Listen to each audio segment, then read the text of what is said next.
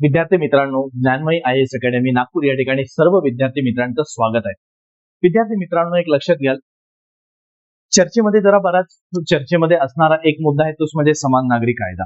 आता समान नागरी कायदा काय आहे, कसं काय आहे आणि लागू केल्यानंतर काय बदल होणार, हे सर्व समजून घेण्याचा प्रयत्न करा. कारण लक्षात ठेवा की समान नागरी कायदा म्हणजे फक्त समान नागरी कायदा, फक्त युनिफॉर्म सिव्हिल कोड आपण जसं इंग्लिशमध्ये म्हणतो, फक्त तो मुद्दा नाहीच आहे. तर आपल्याला ते समजून घेणं गरजेचं आहे की संविधानिक दृष्ट्या खरंच गरजेचं आहे का, की संविधानिक दृष्ट्या याचं काय महत्व आलेलं आहे आणि महाराष्ट्र शासन का बरं समान नागरी कायदा लागू करण्यासाठी प्रयत्नशील आहे. आलंय लक्षात. मग याच्या पूर्वी भारतामध्ये होता का, की त्या स्वातंत्र्य काळानंतरच भारतामध्ये आलेला आहे आणि ते कशा पद्धतीने पुढे आणण्याचा प्रयत्न केलेला आहे. ठीक आहे, तर बघा, एक शॉर्ट मध्ये समजून घेण्याचा प्रयत्न करू की समान नागरी कायदा जर हा मुद्दा आपण पुढे जर चर्चेमध्ये घेतो म्हटलं तर संविधानामध्ये तर यांचं महत्व आहेच, बरोबर.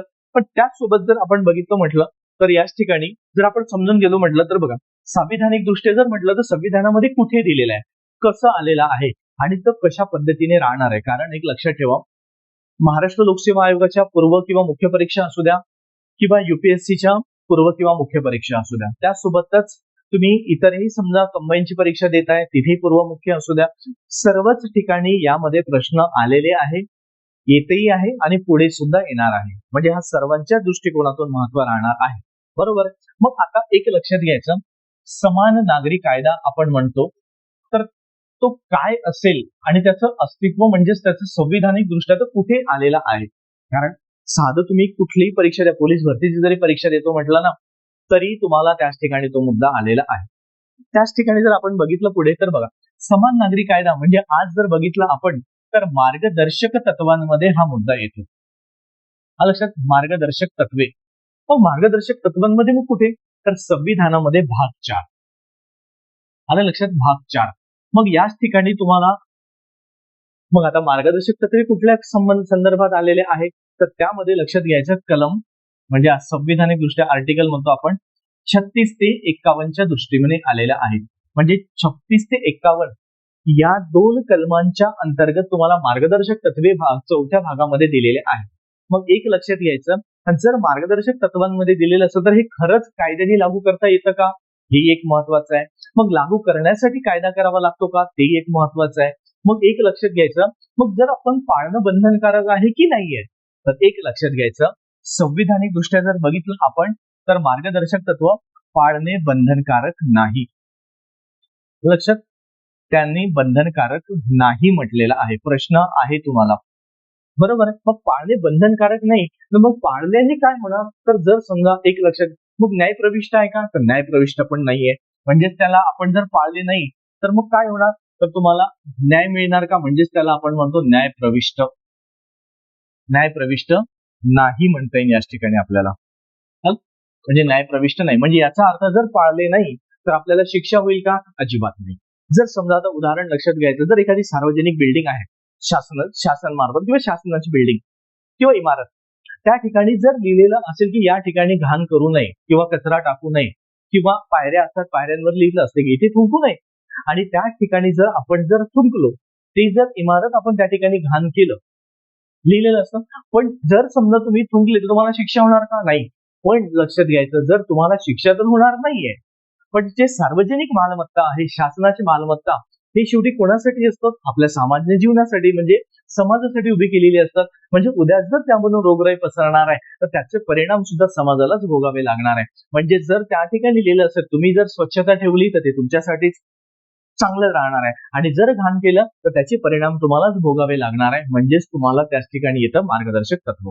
कारण जे तुम्हाला शासन तुम्हाला चांगल्या गोष्टी सांगतं की या ठिकाणी रस्त्यांनी जात आहे तर रस्त्यांनी जाताना जरा व्यवस्थित जायचं, व्यवस्थित नाही गेला तर शेवटी नुकसान तुम्हालाच आहे, आणि जरी रस्त्याने व्यवस्थित गेला तर त्याचाही फायदा तुम्हालाच आहे. म्हणजे हे लक्षात घेणं महत्वाचं राहतं की आपल्याला कशा पद्धतीने आलेला आहे ते, बरोबर आहे. म्हणजेच मग आता याच मध्ये जर आपण समान नागरी कायदा, मग हा कुठे येणार, तर समान नागरी कायदा येतं कलम 44. कलम 44 मध्ये तुम्हाला समान नागरी कायदा आलेला आहे.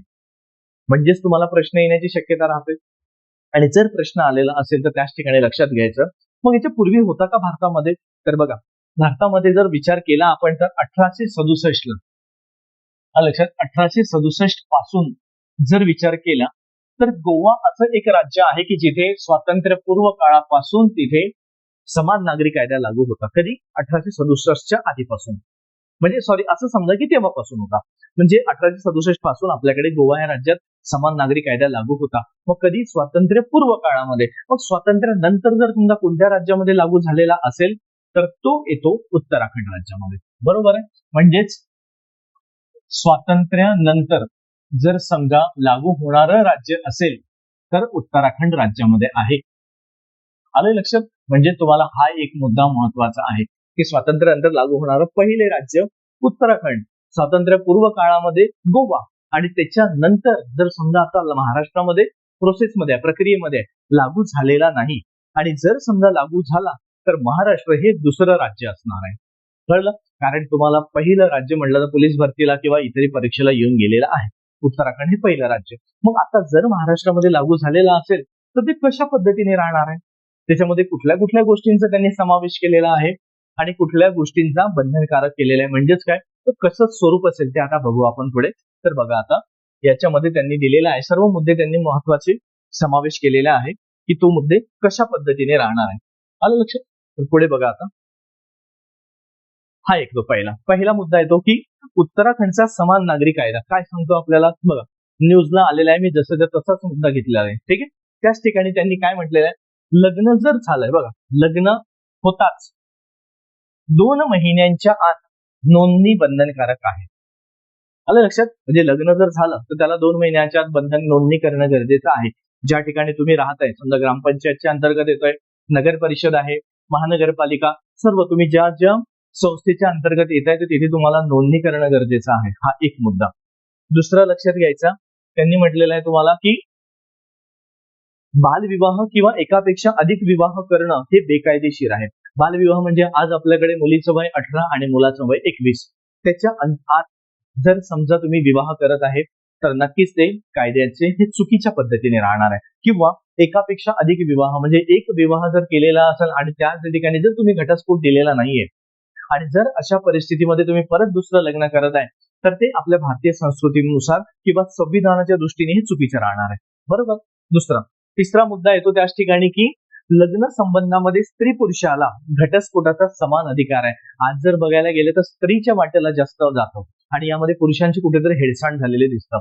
पण जर स्त्रीला जर पुरुषापासून जर घटस्फोट घ्यायचा असेल तरी घेऊ शकतात आज, आणि जर पुरुषाला सुद्धा स्त्रीपासून घटस्फोट घ्यायचा असेल तरी ते दोघांनाही समान अधिकार देण्यात आलेला आहे. कारण ते त्यांची वैयक्तिक लाईफ आलेली असतात.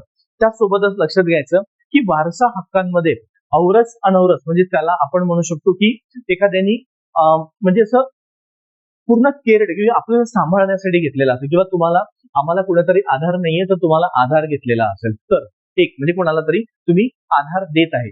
किंवा दत्तक अपत्यांमध्ये तुम्हाला भेदभाव करता येणार नाही. आलं लक्षात? म्हणजे स्वतःचं पण मूल एक जर समजा एखाद्याने जर समजा सांभाळण्यासाठी दिलेलं असेल ते मूल कारण तुम्हीच त्याचं पालन पोषण करत आहे, किंवा तुम्ही जर समजा दत्तक घेतलेलं असेल मूल तर अशा मुलांमध्ये अशा कुणामध्येही भेदभाव करता येणार नाही. कारण बरेचसे प्रकरण काय होतात की एखादी मुलगा आपल्याला बाळ होणार नाही असं जर समजा डॉक्टरनी सांगितलेलं असेल की तुम्हाला पुढील बाळ होणार नाही आणि जरी झालं तरी तुमच्या जीवाला धोका राहणार, जर असं जर कुठे सांगितलेलं असेल तर अशा वेळेस ते काय होतंय की त्या स्त्रीला बाळ हवं असते कारण त्यांचं वंश पुढे घेऊन जाणं असतं. मग अशा वेळेस ते दत्तक घेतात आणि जर समजा कालांतराने जर समजा त्यांना बाळ झालं तर अशा वेळेस ते काय करतात, मग जे दत्तक पुत्र असतात त्याच्यावरती कुठेतरी भेदभाव केलेला असतो किंवा भेदभाव होत असतो. मग अशा वेळेस ते काय करतात की तुमचं रक्ताचं मूल आणि तुमचं दत्तक घेतलेलं मूल ह्या दोघांमध्ये भेदभाव केलेला असतो. आणि जर असा भेदभाव होत असेल तर ते हे कायद्यानुसार हे चुकीचं राहणार आहे. कारण तुम्ही जर दत्तक मुलगा घेतलेला असेल किंवा तुमचं स्वतःचं मूल आहे तर शेवटी ते तुमचंच आहेत ना, हे समजणं महत्वाचं आहे आणि त्याच्यानुसार तुमची वागणूक महत्वाचं. तर हे दिलंय वारसा हक्कानुसार येतो. वारसा हक्काचा कायदा हा थोडा वेगळा आलेला असतो.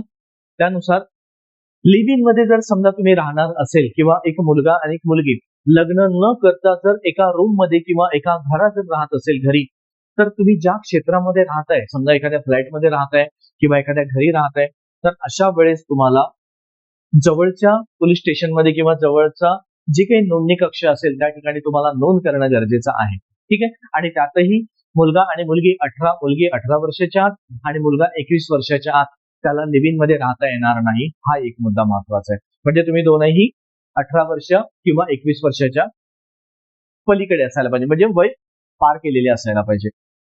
त्याचनंतर नोंदणी न करता जर समजा तुम्ही राहत असेल तर तुम्हाला तुरुंगवास होऊ शकतो.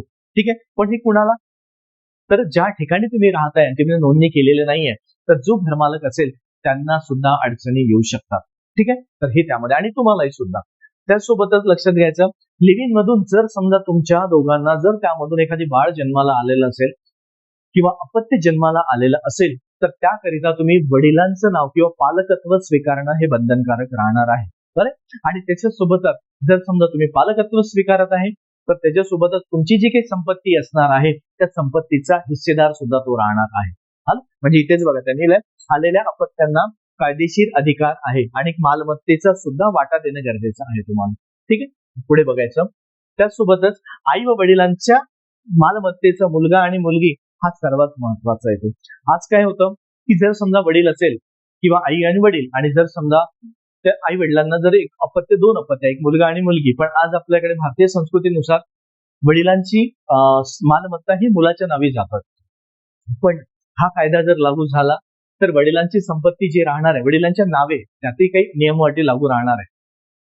तर वडिलोपार्जित असेल तर, आणि त्यामध्येच काय होणार आहे की जर समजा वडिलांची संपत्ती आहे आणि वडिलांची संपत्ती ही मुलाच्याच नावे न जाता ते दोघांना समान भागामध्ये वाटल्या जाणार आहे असं त्यामध्ये दिलेलं आहे त्यांनी, की आई व वडिलांच्या मालमत्तेचा मुलगा आणि मुलगी यांच्यामध्ये समान वाटप होणार आहे. ठीक आहे. त्याचनंतर विवाह, घटस्फोट, वारसा हक्क आणि लिव्ह इन याबाबत सर्व धर्मियांसाठी समान कायदा. इथे कुठलाही धर्म येणार नाही, कुठलीही जात आडवी येणार नाही. तर जे संविधानाच्या खाली आहे किंवा ज्या ज्या भागाला संविधान लागू आहे किंवा ज्या प्रदेशाला संविधान लागू आहे, म्हणजेच भारताचा भूप्रदेशाला संविधान लागू आहे आणि जो प्रदेश भारताच्या भूक्षेत्रामध्ये येतोय तर त्याच ठिकाणी तो संविधान लागू आहे, म्हणजेच याचा अर्थ तो कायदा लागू आहे आणि कायदा लागू आहे म्हणजेच सर्व धर्मीयांसाठी इथे धर्मनिरपेक्ष होणार आहे, म्हणजे कोणाच्याही वाट्याने जाणार नाहीये, सर्वांसाठी समान असणार आहे. त्यानंतर येतोय की अनुसूचित जमातीला हा कायदा लागू होणार नाही. म्हणजे याचा अर्थ अनुसूचित जमाती म्हणजे जर समजा आपण विचार केला तर कोणाला, तर शेड्यूल ट्राईबला लागू होणार नाही. कारण हे आधीच जर समजा विचार केला तर हा जो वर्ग आहे प्रवर्ग हा थोडा समाजा इतरहीच्या दृष्टीने थोडा विकास कमी झालेला असतो. कारण आजही बघायला गेलं तर त्यांना आज सवलती भरपूर प्रमाणामध्ये दिलेल्या असतं आणि त्यांच्या बाजूने आज कायदा सुद्धा दिलेला आहे. कारण आज ते दुर्गम भागामध्ये राहणारा प्रवर्ग पण त्यांना माणसाला माणूस म्हणून जगण्याचा अधिकार संविधानाने दिलेला आहे. म्हणून त्यांना म्हटलंय की त्यांच्यासाठी ते वेगळी तरतूद करणे, वेगळी प्रोव्हिजन आहेत आपल्या संविधानामध्ये. म्हणून त्यांनी म्हटलंय की यांना ही लागू होणार नाही. कळलंय? पेपरला प्रश्न येऊ शकतो. इथे शेड्यूल म्हणजे अनुसूचित जमातीच्या जागेवरती जर समजा अनुसूचित जाती जरी दिलेला असेल तर आपल्याला असं वाटतं की वाचता वाचता अरे एकच, पण नाही. अनुसूचित जाती म्हटलं तर शेड्यूल कास्ट आणि जमाती म्हटलं तर शेड्यूल ट्राईब, म्हणजे शेड्यूल कास्टला लागू आहे तर शेड्यूल ट्राईबला लागू नाहीये. हे सर्वात एक महत्वाचं आहे. ठीक आहे. पुढे बघायचं, अशा पद्धतीने एक लक्षात घ्यायचं की हा कायदा या पद्धतीने समजून घेण्याचा प्रयत्न केला. कारण ह्या तरतुदी सर्व आज उत्तराखंड राज्याला लागू आहे.